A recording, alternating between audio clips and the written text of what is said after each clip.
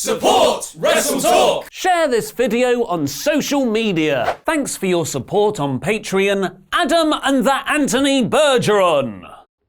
Dolph Ziggler and Bobby Roode are somehow the #1 contenders to the Raw Tag Team titles? Can the King of the Ring tournament escape the pull of Baron Corbin's mid-card vortex? And is WWE ruining the Raw Tag Division again? And when will AJ Styles be retiring from WWE? Click the timestamps in the video description below to go straight to any of those stories right now. I'm Ollie Davies. Give us a subscribe, press the thumbs up button, and answer our question of the day in the comments. Should Luke Gallows and Carl Anderson have gone to AEW? Because I'll be replying to people from out of nowhere. And click that eye above my head for what you thought of the show, where you can choose from Rawsome, Core, Average, Poor, and Rawful, as I review the 26th of August episode of Monday Night Raw. It's blue time! Sasha Banks opened the show making jokes about Natalia's passed away father. You're such a loser, Natty! Which is made even cheaper by the fact it's all actually just a backdrop to Sasha's feud with Becky Lynch. It was a rather stilted in-ring promo from Banks, which would have been much better as a pre-taped backstage segment. And it wasn't just Natalya who agreed, running down for a brawl to end it, but also Lynch, who tweeted, "Pity you can't promo in emo memes and song lyrics too, huh?" Tweetality. Also, congratulations to WWE for somehow going a whole 3-hour episode of Raw without mentioning Becky getting engaged to Becky Lynch's boyfriend and WWE Universal Champion Seth Rollins. This paid off with Sasha making Natalya tap in a modified Banks statement in a match later in the night. Drew McIntyre came out for his first round match against Ricochet next, posing on the King of the Ring throne while holding the crown and scepter. A tantalizing glimpse at how stupid the eventual winner will look. The action was back and forth with some fantastic spots, like a Ricochet superkick counter to the Claymore, and Drew headbutting a flying Ricochet on the outside, and even better near falls, with the crowd genuinely into Ricochet as the winner. Sadly, that's the only thing they're into that night, with the New Orleans crowd being unusually quiet for the rest of the show. The only thing I would have changed here would be to have McIntyre advance further in the tournament, where he could finally be defeated by Cedric Alexander for a nice babyface payoff to their recent feud. In his only appearance on the show, Becky Lynch's fiancé, Seth Rollins, then accepted Braun Strowman's Universal title match for Clash of Champions in a backstage segment, which WWE already had a graphic for. You're exposing the business, Kevin Dunn! The Miz then took on Baron Corbin in the final first round match of the King of the Ring, where they worked pretty well together with near falls and Corbin doing his run around the ring post thingy. But with Cedric Alexander facing the winner next week, it really should have been McIntyre versus The Miz and Ricochet versus Corbin, unless, oh dear God, Baron actually might win the tournament, which he took one step closer to here, beating Miz and then posing on the throne to declare himself King Corbin. Because not even King of the Ring can escape the pull of Baron Corbin's mid-card vortex! WWE continued their excellent promotion of NXT moving to the USA Network by showing some articles covering the story online. WWE, you've got a video package for every little thing Roman Reigns does. Why can't we have one promo telling the epic story of NXT and what a genuinely big deal getting on TV is? Now Bayley is feuding with Charlotte, you better believe WWE are actually going to feature the SmackDown Women's title on Raw. Bayley beat Nikki Cross convincingly with an elbow drop to hardly any crowd reaction. Kayla Braxton interviewed Braun Strowman backstage, which was half to have Strowman say how he's going to win all the titles and half to show how short Kayla Braxton is. And then we got a tag team turmoil match to crown Seth and Braun's #1 contenders for Clash of Champions. Hey Street Profits, what exactly are the rules for a tag team turmoil match? Well, 2 teams start the match, and then when one team is eliminated, a new team enters, and teams can be eliminated by pinfall, submission, DQ, or countout. So a gauntlet match. Unfortunately, the booking was nowhere near the quality of WWE's recent gauntlet stipulations, with each fall being over too quickly for anyone to actually gain momentum. The Viking, don't mention the war experience! Raiders squashed the B team first, and then got DQ'd with Luke Gallows and Carl Anderson next with a lame countout. I thought the Good Brothers losing their tag titles to Braun and Seth last week was part of a bigger story for them in WWE, as the OC has been such a great faction since reuniting a month ago. Unfortunately, Unfortunately, it seems WWE really see them as nothing more than AJ Styles' valets, despite them recently re-signing long-term deals with the company. To make the tag division even more frustrating, the brand new randomly thrown together Franken team of Dolph Ziggler and Bobby Roode then beat Lucha House Party, The Revival, Kurt Hawkins and Zack Ryder, and finally Heavy Machinery to win, meaning the Clash of Champions tag title match will be Seth and Braun versus Roode and Ziggler. Two teams that literally didn't exist 8 days ago, making every other established tag team on Raw look a bit naff. And Roode didn't even have a mustache.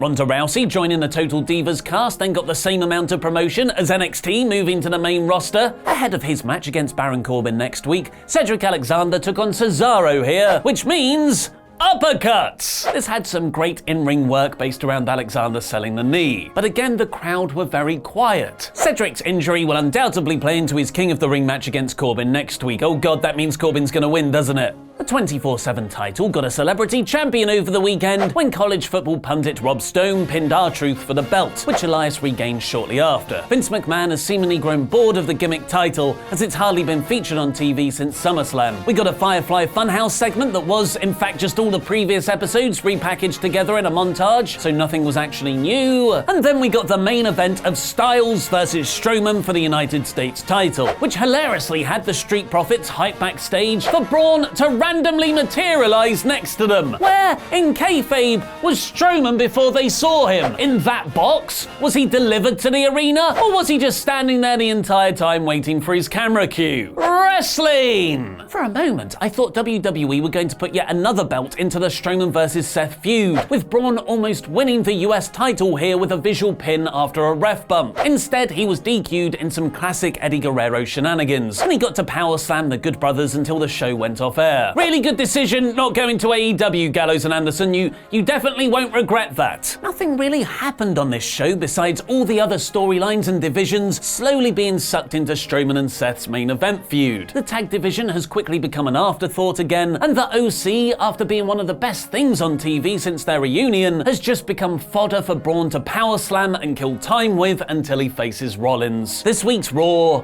is poor. And now over to Laurie with the news. Well, thanks, Ollie. That was a lush review, pet. But we kick off this news update with some positive news for NXT fans who were worried about their favourite show moving to a 2-hour slot on US TV and, I don't know, potentially being ruined by the company and just ruining all of that hard work that's been put into it over years. Okay, it's me. I'm that fan. I'm very concerned about the show. So I'm kind of pleased to say that for the time being, the show will continue to film at Full Sail University until at least December this year. Now, WWE announced the on-sale dates for upcoming NXT on USA TV tapings, and the ones they gave list the show as remaining at its home arena until December. Hallelujah! Hallelujah! Hallelujah! Hallelujah! If you couldn't tell, I kind of think that's the best decision because the Full Sail crowd, one, are super into the product and a big part of the feel and the presentation of the show. So having a smaller but highly vocal crowd in the arena is a really good way to make NXT feel like something worth getting behind for all those new viewers that are going to be brought in by it being on mainstream networks. It also means that all of the talent still have constant access to the Performance Center, and NXT can still, to some degree, help with the development of talent within WWE. The news also stops people worrying that the show would just become another endless touring show for WWE too. You know, the ones where they're trying to like mass magician the empty seats out of sight or get people to actually care about things called cruiserweights. I'm sorry guys, you are absolutely killing it, but you might as well just be doing it in a vacuum. It's like the age-old adage is like, if a cruiserweight kills it in an empty arena, did it really happen? Things about vacuums, it's cold, but what you want in wrestling is heat. And that is exactly what AJ Styles is getting recently with his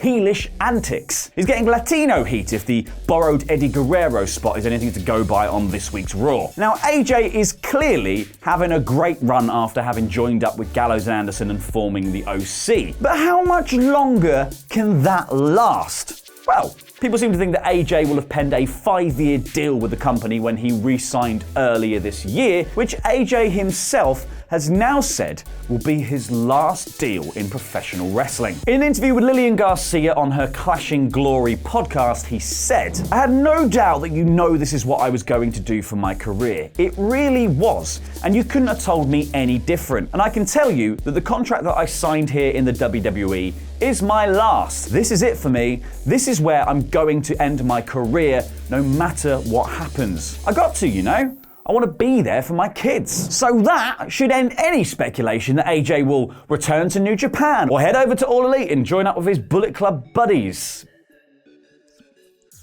Kind of sad, really. I wanted to do a little AJ Styles to AEW confirmed. Never get the chance now.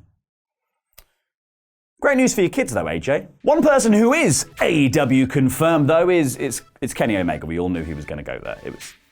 This has been news for ages. But Kenny had some choice words for that namby-pamby MRSA in his elbow suffering John Moxley on this week's Being the Elite. Pfft, what a wuss. Omega said, "In the excitement of being a free man, you called it a paradigm shift, right? That was cool. That could go on a t-shirt.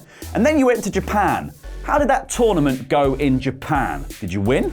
I know that I did. First try. Got the shirt to prove it. You decided to start wanting to check off all those boxes on that bucket list of yours. Did anyone really talk about you in Japan? Got a boo-boo on your elbow? Did I go to Japan and wrestle 24 days of the month before fighting you? No. You see, I did this thing, John. It's called being a professional." Now, Kenny is obviously referring to Moxley having pulled out of All Out to have elbow surgery for a serious case of MRSA, which Chopper forgot to mention in his Rumors video this weekend because he recorded it before it happened, but please feel free to tweet him about it. Oh, and also wish him a happy birthday. His Twitter is Pete Quinnell. That's Pete Quinnell, 2 L's, 2 N's and a Q.